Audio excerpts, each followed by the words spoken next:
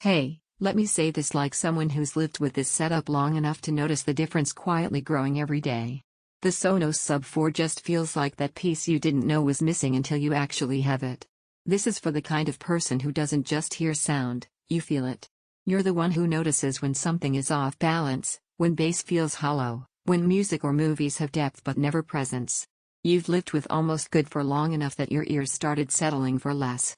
You know what real low end should do to a room, not just sound like it's there. Before anything else, take a moment to check the current price and availability. Audio gear at this level doesn't just sit waiting. Once people experience this, they act. There's a moment before this upgrade where you barely acknowledge the gap. You watch shows, listen to music, or play games and think it's enough. But there's always that little mental note, something feels flat, something feels like it should move you more. That's the feeling of untapped potential lurking in your current setup.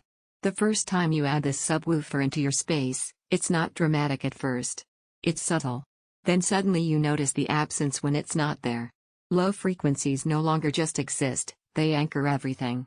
You feel weight in explosions, you feel room in orchestral pieces, you feel tone in bass lines instead of vague rumble. It's not louder, it's richer, deeper, connected.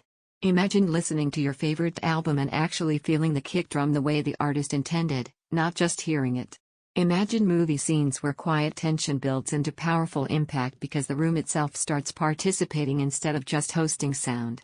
Imagine coming home after a long day and having your space accept you, not just entertain you. Once you've lived with that kind of grounded audio, going back feels like working in grayscale after seeing full color. Every time you think about something smaller or cheaper, you remember how complete this feels and the idea fades. If you're tempted to wait, check availability now. Good audio gear doesn't always stay stable in price or stock, and regret tends to show up right after you miss a window. You might worry that a subwoofer is overkill for your space.